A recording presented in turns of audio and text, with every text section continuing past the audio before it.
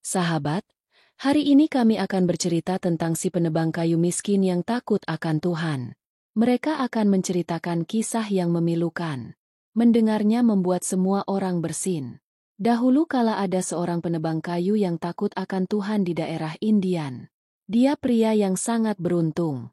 Allah Subhanahu wa Ta'ala menciptakannya di masa kecilnya. Dia telah memilih dari antara hamba-hambanya yang istimewa. Dan istri penebang kayu ini juga sangat baik. Mereka berdua biasa menyembah Allah bersama-sama. Istri penebang kayu ini akan segera menjadi seorang ibu. Lalu suatu hari hal itu terjadi. Allah memberkati mereka dengan seorang putra sebesar bulan. Baik suami maupun istri sangat menyayangi putra mereka. Tapi sejak anak penebang kayu hadir ke dunia ini, sejak itu, istrinya sakit. Bahkan setelah banyak perawatan, istri penebang kayu meninggalkan dunia. Kesedihan ini sangat menyiksa si penebang kayu. Si penebang kayu mulai menebang kayu dari hutan untuk menghidupi dirinya dan anaknya. Kambing yang dimiliki penebang kayu ini, ketika dia pergi mencuri, jadi aku juga akan membawa anakku. Ketika sang anak lapar, jadi dia akan mencuci susu kambing itu, memberinya makan, dan meletakkannya di bawah pohon. Kambingnya sedang merumput, dan dia akan duduk di bawah pohon untuk beribadah. Ketika kambing-kambingnya kembali dari merumput, jadi Anda seharusnya pulang ke rumah bersama putra Anda dan kambing-kambing itu. Hari-hari berlalu seperti ini. Suatu hari anak penebang kayu menjadi muda. Si penebang kayu berpikir, sekarang aku akan menikahi anakku. Menantu perempuan akan pulang. Jadi dia akan mengurus pekerjaan rumah. Jadi hal itu tidak akan pernah terjadi dalam ibadahku. Tetapi makhluk malang itu tidak tahu hal itu. Apa yang akan terjadi padanya selanjutnya? Menantu perempuannya akan menunjukkan bintang-bintang kepadanya pada siang hari. Dia tidak memiliki pengetahuan tentang semua hal ini. Lalu penebang kayu ini menikahkan putranya. Hanya ada 2 kamar di rumahnya. Mereka memberikan 1 kamar untuk putra dan menantunya. Dia biasa menyembah Allah di ruangan lainnya. Putra tetua penebang kayu ini mulai bekerja di ladang. Di pagi hari ketika dia mulai pergi ke lapangan untuk bekerja, begitulah katanya pada istrinya, "Jaga Baba, karena mereka sangat menjaga saya dari kecil sampai sekarang. Sekarang saatnya tugas kita, bahwa kita sebagai suami istri hendaknya bersama-sama menjaganya. Dan ya, ingat satu hal, ayahku seorang penyembah Tuhan. Jangan ganggu ibadah mereka." Setelah mengatakan itu, dia pergi bekerja di ladangnya. Selama beberapa hari, menantu perempuan si penebang kayu tetap melakukan pekerjaan rumah tangga. Dia bahkan akan memecahkan piring dan menyiapkan makanan untuk mereka. Penebang kayu yang takut akan Tuhan itu sangat gembira melihat semua ini. Dia mulai bersyukur kepada Tuhan. Itulah waktu yang saya gunakan untuk bekerja. Sekarang aku akan mengabdikan diriku untuk menyembah Allah. Penatua Allah melakukan wudhu dengan tasbih di tangannya. Dan dia meraih Al-Quran dan menuju hutan bersama kambing-kambingnya. Ketika ia kembali dari menggembalakan kambing dan menebang kayu, jadi dia datang dan melihat bahwa menantu perempuannya tidak meninggalkan ruangan. Tidak ada pula makanan rumahan. Si penebang kayu mulai berpikir bahwa mungkin menantu perempuan saya sedang tidak sehat.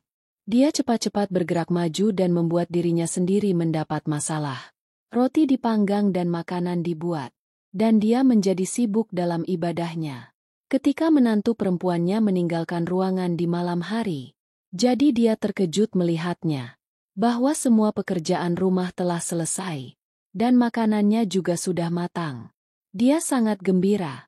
Lalu dia memulai drama ini setiap hari. Dan setiap hari si penebang kayu malang itu mengerjakan semua pekerjaan rumah. Dan dia pun terus menyembah Allah Subhanahu wa Ta'ala. Itulah sebabnya penebang kayu ini tidak bisa tidur. Jadi dia mulai sakit. Suatu hari dia sibuk beribadah kepada Allah sepanjang malam. Mereka bahkan sholat tahajud. Setelah salat subuh, waktu terasa lama sekali. Dia terus membaca Al-Quran. Lalu dia membawa kambing-kambingnya dan menuju hutan. Ketika dia kembali, menantu perempuannya tidak pernah meninggalkan ruangan itu lagi. Begitulah pikir si penebang kayu. Menantu perempuan saya akan sakit lagi hari ini. Itu sebabnya dia tidak bisa memasak.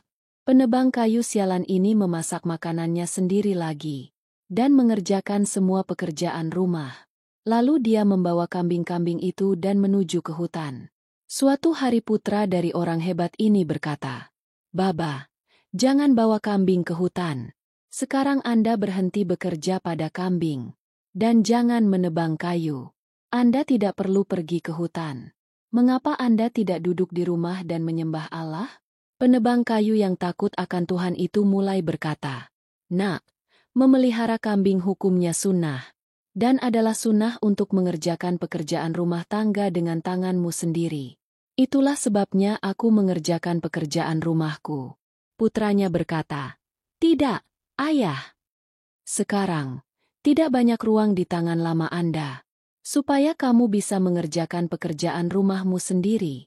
Kamu adalah suatu keharusan ketika aku masih kecil. Anda tidak lagi memiliki kewajiban apapun. Tanggung jawab rumah adalah milik menantu perempuan Anda. Dan tanggung jawab di luar adalah milikku. Sekarang duduk saja di kamarmu dan sembahlah Allah. Jika Anda membutuhkan sesuatu. Kalau begitu, aku akan membawakannya padamu."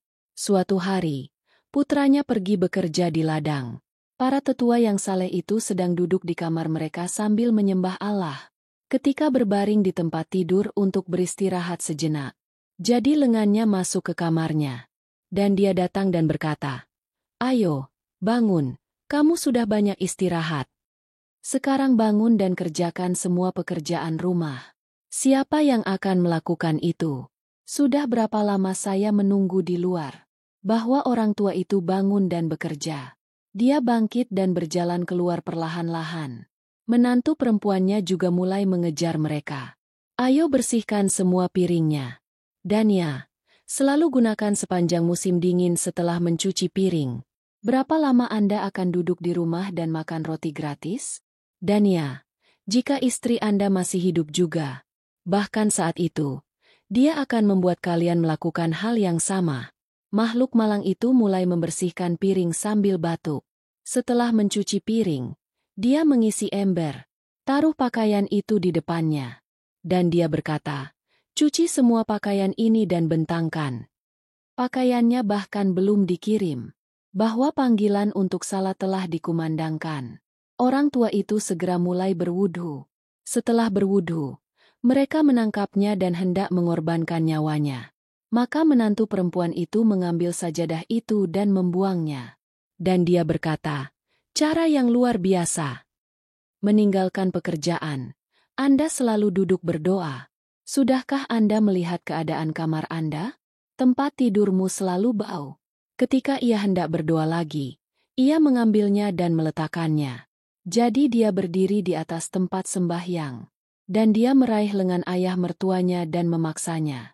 Setelah mencuci semua pakaian, mereka pikir sekarang saya hanya akan mengerjakan salat yang terlewat saja. Tetapi menantu perempuannya datang dan mulai memberi perintah lagi. Katanya, "Dulu saya biasa minum teh dengan susu segar di sore hari di rumah saya. Saya bahkan belum minum teh susu segar sejak saya datang ke sini.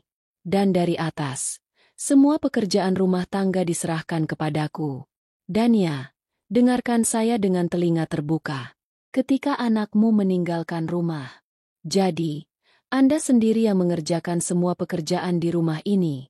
Aku bukan pembantu ayahmu. Biarkan aku memasak untukmu." Sekarang penebang kayu malang itu bekerja sepanjang hari. Dan bersembunyilah dari menantu perempuanmu semampumu. Dia juga menyembah Allah. Dan karena usianya yang sudah lanjut, dia menjadi jauh lebih lemah. Suatu hari dia menghabiskan sepanjang hari melakukan pekerjaan rumah. Kemudian dia terus menyembah Allah. Dan saya tidak bisa cukup tidur. Dia sakit.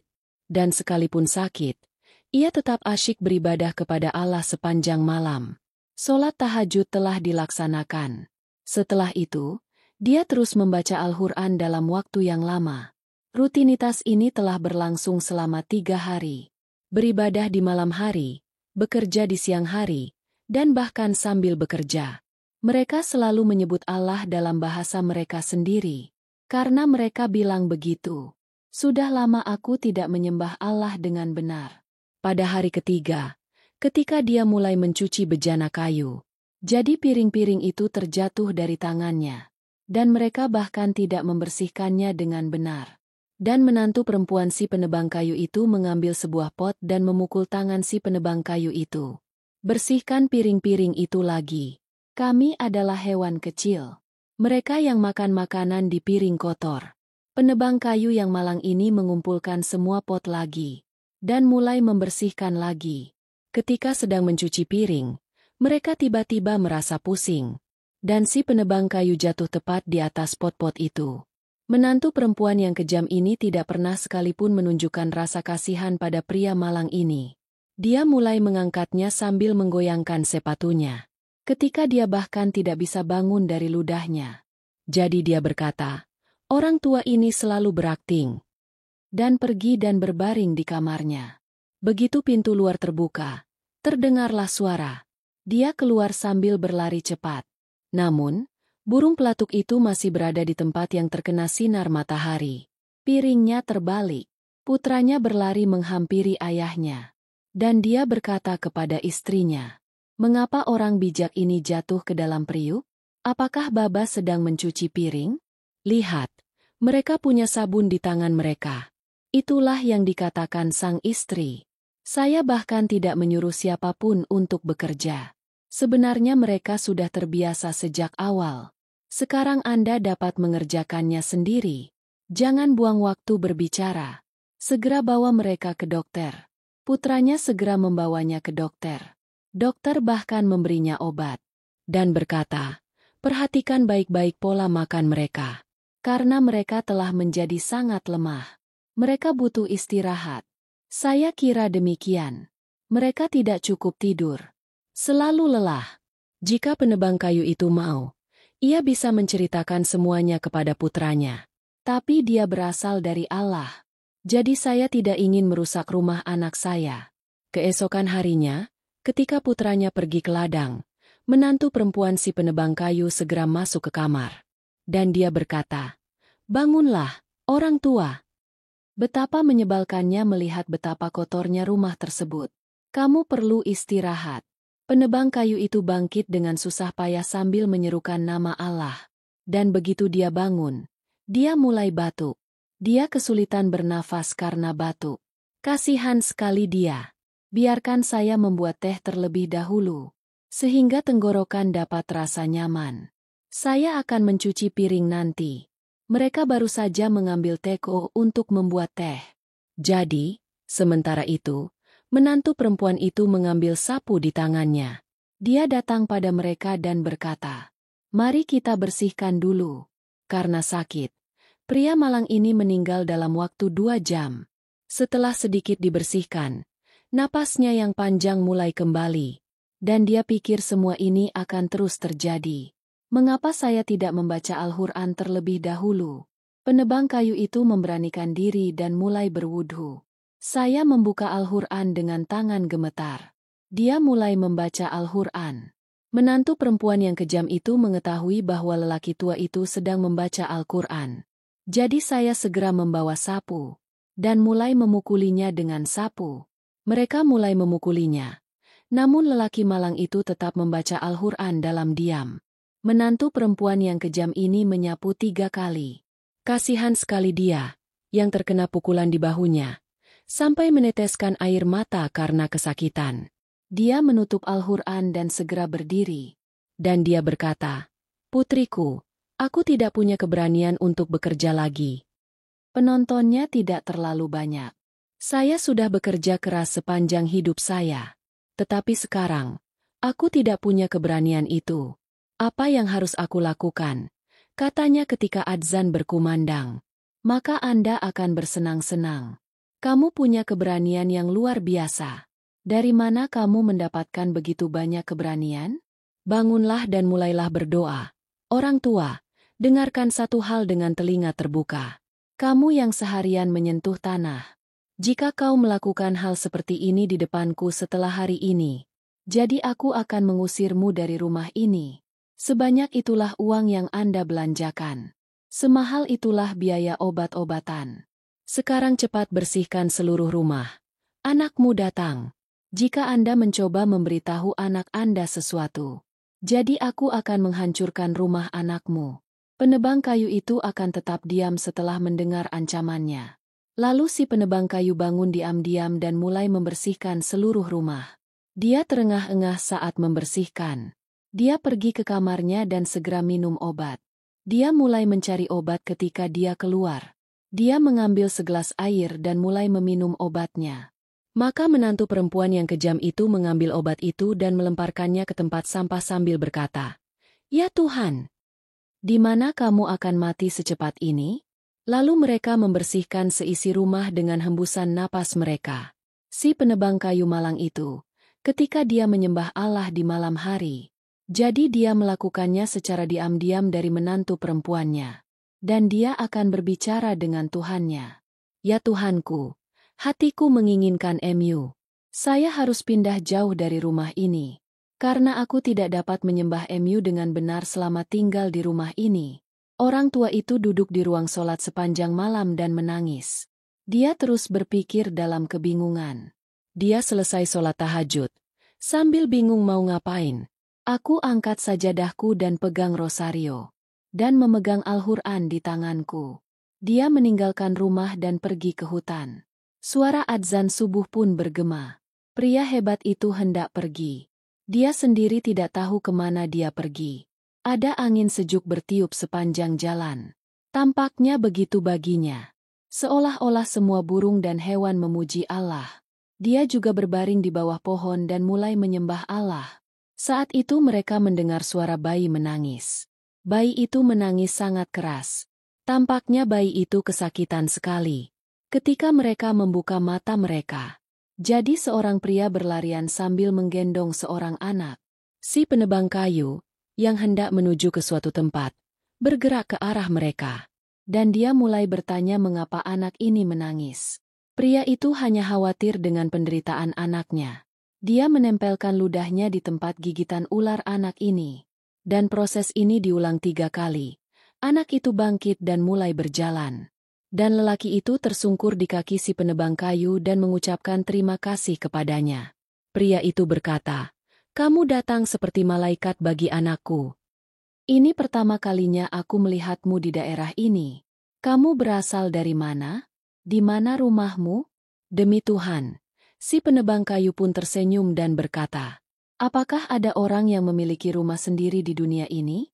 Kita semua di sini adalah pelancong. Aku hanya ingin menyembah Tuhanku. Saya selalu beribadah di hutan ini.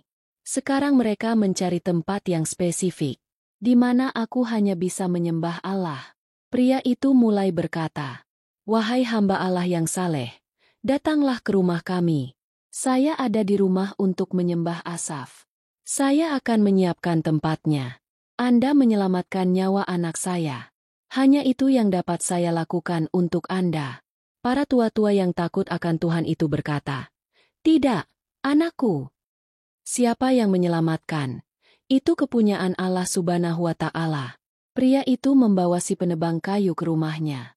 Dia memberi si penebang kayu sebuah kamar, di mana dia duduk, di rumah ibadah, sang penebang kayu. Dia juga hanya memiliki satu saudara perempuan, dan putranya hidup. Istri pria ini telah meninggal, dan saudara perempuannya bahkan belum menikah. Dia sangat baik terhadap Tuhan. Dia ingin mempelajari agama Allah juga. Sebarkan agama Allah. Dan dengan cinta yang besar, dia membawa makanan untuk penebang kayu ini, seorang hamba Tuhan. Si penebang kayu meletakkan tangannya di kepalanya dengan penuh kasih sayang dan cinta. Dan setelah makan, dia akan selalu duduk di samping penebang kayu. Dia selalu belajar tentang agama dari mereka.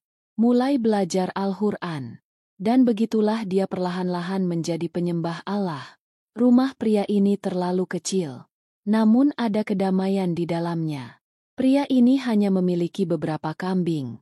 Namun begitu para tetua Allah itu sampai di sana, kambingnya pun diberkati. Dia sudah punya cukup kambing. Segera setelah Anda tiba di rumah. Demi Tuhan, Orang lumpuh itu mulai memberi makan susu kambing segar. Beritahukan orang-orang di daerah Anda bahwa ini adalah penyembuhan di tangan para tetua. Mereka memiliki pengetahuan yang ringan, dan mereka memperlakukan orang dengan pengetahuan mereka. Orang-orang daerah ini menyembuhkan penyakit mereka. Mereka mulai melakukannya. Ada begitu banyak orang di area ini. Meskipun mereka tidak mengobati apapun, mereka hanyalah hamba Allah yang baik. Allah Subhanahu wa Ta'ala memiliki penyembuhan di tangannya melalui ayat-ayat. Penebang kayu yang takut akan Tuhan itu akan sibuk beribadah sepanjang hari. Sejak orang tua ini datang ke rumah mereka, bisnis mereka berkembang pesat. Orang-orang datang dari jauh untuk mendapatkan pengobatan darinya. Semoga Allah Subhanahu wa Ta'ala menyembuhkan mereka. Penebang kayu yang takut akan Tuhan itu sangat senang berada di sana. Sekarang kesehatannya juga membaik. Tetapi dia sangat merindukan putranya. Dia sering berpikir, seperti apa kehidupan yang akan dijalani anakku bersama wanita ini? Putra kedua menghabiskan siang dan malam memarahi ayahnya. Dia selalu khawatir tentang ayahnya. Karena kegelisahannya, dia menjadi miliknya sendiri. Pekerjaan di ladang tidak dilakukan dengan benar. Dan istrinya senang. Bahkan orang tua ini dapat lolos dari kematian. Tapi saya tidak tahu itu. Bahwa kebahagiaan ini hanya tamu beberapa hari saja. Saatnya panen. Jadi, Fazl telah hancur. Itu menyebabkan banyak kerusakan. Beberapa hutan berhenti menghasilkan susu. Banyak kambing mati karena penyakit. Ketika situasi di rumah menjadi sangat buruk, jadi istrinya mulai menunjukkan warna aslinya. Dia berbicara omong kosong di depan suaminya. Dia selalu berdebat dengannya. Ketika dia tidak pergi ke ladang, jadi dia mengejeknya dan memanggilnya pecundang. Dia bahkan tidak memberinya makan dengan benar. Anda sendiri makan makanan enak, tapi makanlah apapun yang tersisa. Lemparkan ke depannya. Itulah yang dipikirkan makhluk malang itu. Mungkin semuanya sudah berakhir di rumah. Itulah mengapa saya harus makan roti basi hanya dengan air. Tapi saya tidak tahu. Dan ia makan dengan sangat lezat. Saya mengerti dari nada bicara istri saya. Itu tampaknya menjadi alasannya. Ayahku telah meninggalkan rumah. Ayah saya biasa tinggal di rumah dan beribadah. Karena ibadahnya, Allah telah menempatkan begitu banyak keindahan di rumah kita. Karena ayahku sudah tiada, Ronik meninggalkan rumah. Sekarang dia mulai tinggal di luar rumah seperti ayahnya. Tapi dia mulai berdagang kambing. Karena itu, dia tidak pulang selama beberapa hari. Suatu hari saya pergi ke dealer di daerah lain. Dia membungkuk bersama kambing-kambingnya. Saya melihat kambing yang cantik di dekat pedagang ini. Kambing-kambing itu persis seperti itu. Yang dulu terjadi pada ayahnya. Sekarang mereka berdua berbicara tentang penyakit. Matanya tertuju pada badut, yang terlihat cukup indah dari luar. Kelihatannya ada yang menghiasnya seperti masjid. Dia sedang menegosiasikan kesepakatan untuk kambing. Dan dia berkata kepada orang ini, "Apakah ada yang tinggal di gubuk ini?"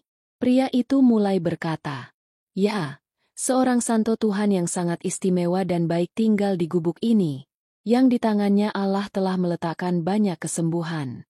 Tuhan telah menempatkan berkat besar di kaki mereka. Sejak mereka datang ke gubuk ini, rumah kami telah diberkati. Orang-orang datang dari jauh untuk menemui mereka." Dia mulai berkata, "Apakah saya salah satu dari orang tua tersebut? Saya tak sabar bertemu mereka." Pria itu berkata, "Anda harus menunggu sebentar untuk itu. Karena ini adalah waktu khusus mereka untuk beribadah. Anda dapat menemui mereka setelah salat Asyar." Dia duduk di luar di bawah pohon dan menunggu untuk bertemu mereka. Sampai saat itu, pria itu cukup ramah. Tak lama kemudian, terdengarlah adzan Asyar. Lalu mereka berdua melaksanakan salat Asyar. Dan mereka duduk lagi di bawah pohon yang sama. Itu hanya beberapa saat. Bahwa pintu kehidupan terbuka. Begitu pintu terbuka, dia berdiri. Saat aku bertemu ayahku setelah sekian lama. Ketika dia melihat bahwa itu adalah ayahku, Penebang kayu yang takut akan Tuhan itu juga bergegas menuju putranya. Dan kemudian ayah dan anak itu berpelukan dan mulai menangis. Pria itu menatap mereka berdua dengan heran. Dia mulai berkata kepada ayahnya, "Baba, aku seperti ikan yang rindu berjumpa denganmu. Seperti ikan yang penuh air." Orang besar Tuhan itu pun mulai berkata, "Nak, aku juga ingin sekali bertemu denganmu. Tapi apa yang bisa kulakukan? Aku harus melakukannya. Saya tidak dapat melaksanakan ibadah saya dengan baik." Pria itu menatap mereka dengan penuh tanya. Penatua Tuhan berkata, "Ini anakku." Dia terkejut. "Kenapa kamu tidak memberitahu kami bahwa Anda juga memiliki seorang putra?" Dia membawa pria ini ke tempat lain. Dan mereka menjawab, "Ketika aku biasa beribadah, menantu perempuanku tidak mengizinkanku beribadah. Dan saya tidak ingin rumah anak saya hancur. Dan ibadahku terganggu. Itulah sebabnya saya meninggalkan rumah dan kembali lagi." Lalu penebang kayu yang takut akan Tuhan itu datang kepada putranya. Dan dia berkata, "Nak, kamu bisa datang dan menemuiku kapanpun kamu mau." Anaknya berkata, "Tidak, ayah, aku tidak mencarimu dimanapun. Tak ada kebahagiaan di rumah tanpamu. Begitu pula hatiku. Rumah itu tampak seperti kuburan bagiku karenamu. Ya Tuhan, di rumah tak ada bayangan orang tua. Dia tidak tinggal dari rumah ke rumah. Malah, tempat itu menjadi kuburan. Dia keras kepala seperti anak kecil. Dan seorang ayah siap memenuhi kekeras-kepalaan anaknya. Sekarang saatnya si penebang kayu mulai pergi. Jadi laki-laki itu dan saudara perempuannya dan putranya menangis. Karena mereka tidak mau bahwa umat Allah itu akan pergi dari sana. Tetapi mereka dipaksa oleh putranya untuk pergi bersama putranya. Bahkan putranya tidak datang ke rumahnya dengan penuh semangat. Ketika setelah sekian lama dia mengetuk pintunya. Jadi istrinya lari. "Saya datang untuk membuka pintu." Jadi dia mulai bertanya siapa orang itu. Dan suaminya berkata, "Buka pintunya. Ini aku." Ketika dia membuka pintu, dia melihat pemandangan di depannya. Matanya terbelalak karena terkejut. Dia terkejut bahwa lelaki tua ini kembali setelah sekian lama. Itu akan membuat hidup kita terlarang. Sekarang si penebang kayu mengerti setelah melihat wajah menantu perempuannya, bahwa ia tidak senang dengan kedatanganku. Menantu perempuannya hanya menyapa dan masuk ke dalam. Mulai makan malam.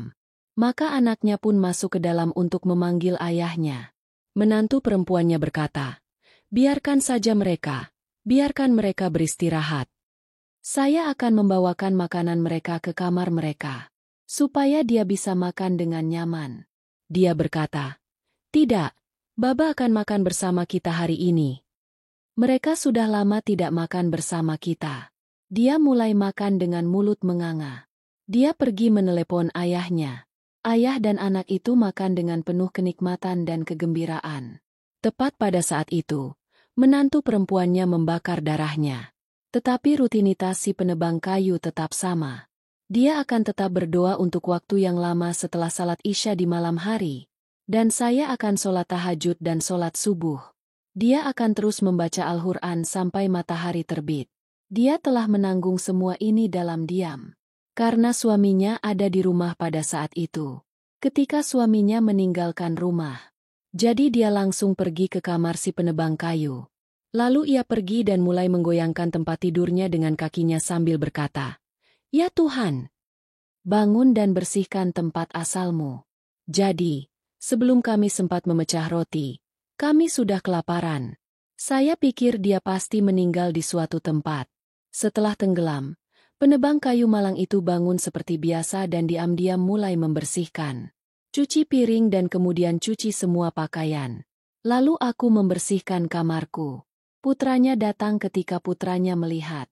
Dia mengatakan, "Ayahku sedang membersihkan. Apa yang kamu butuhkan, Baba?" "Menantu perempuan Anda akan melakukan semua pekerjaan. Mengapa kamu khawatir?" Mendengar hal itu, dia pun berlari dan berkata, "Jangan lakukan ini, Baba. Kau mempermalukan kami sekarang dengan melakukan semua ini. Saya akan lakukan apa saja. Santai saja. Sekarang waktunya Anda bersantai. Sekarang kehidupan mereka telah dimulai lagi. Bekerja sepanjang pagi dapat menyebabkan kita lalai berdoa. Kadangkala, ketika ia lupa salat, ia akan menyembah si penebang kayu, menantu Allah. Sungguh menyayat hati melihatnya. Begitulah hidup mereka. Hari itu sungguh cerah. Orang tua itu sedang membersihkan piring di bawah sinar matahari.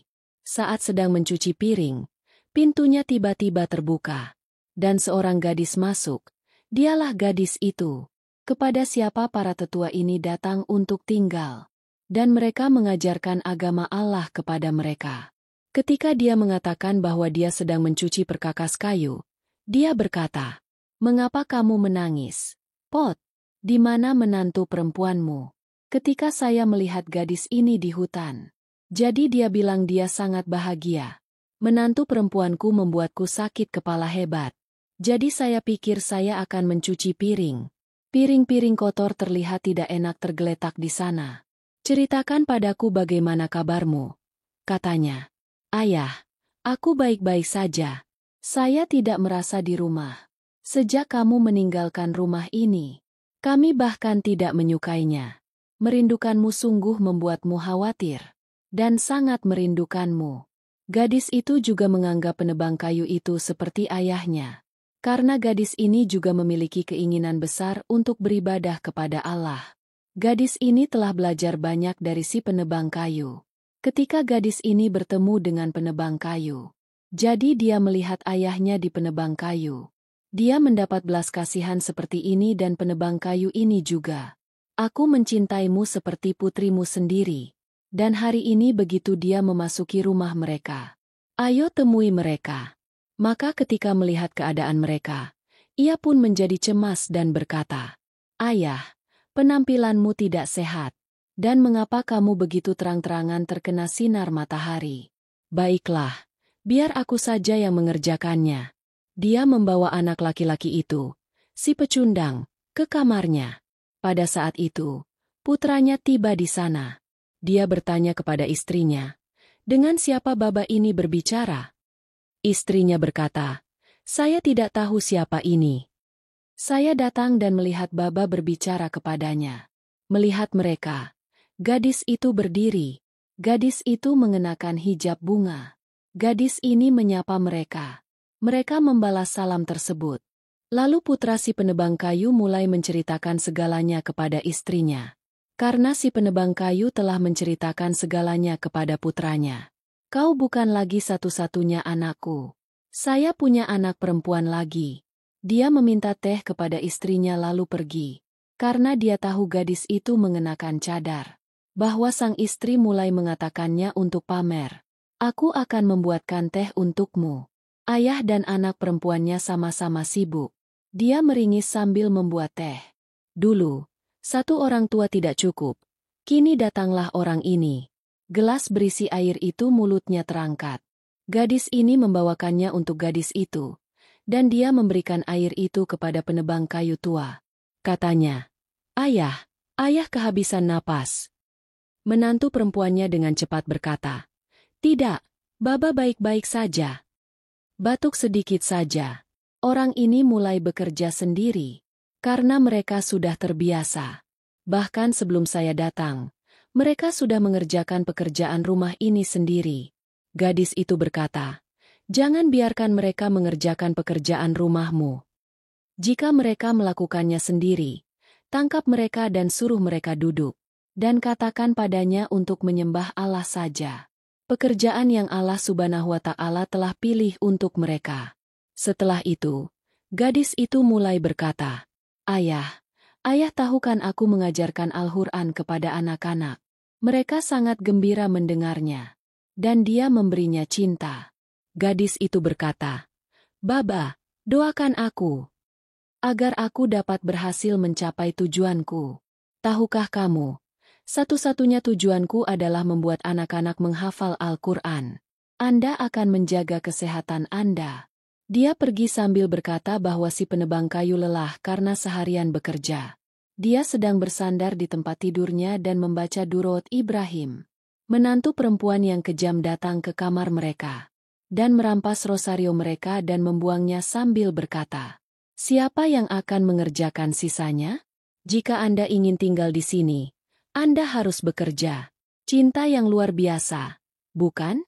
Aku ingin anakku melakukan tugasnya sebagai seorang anak. Dia mulai berkata kepada menantunya, "Nak, apapun yang ingin kamu katakan.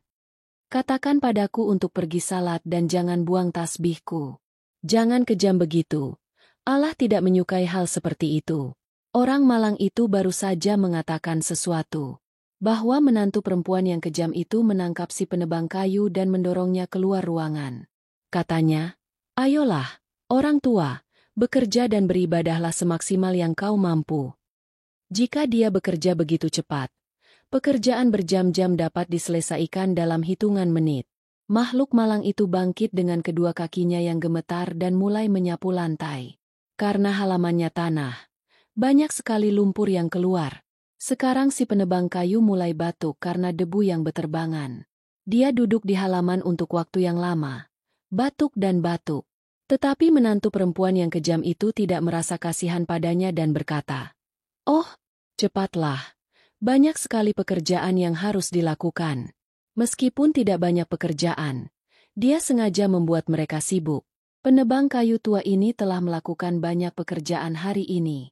Karena itu mereka bahkan tidak makan. Mereka bahkan tidak memanjatkan doa. Karena menantunya tidak mengizinkannya berdoa. Dia banyak menangis hari ini.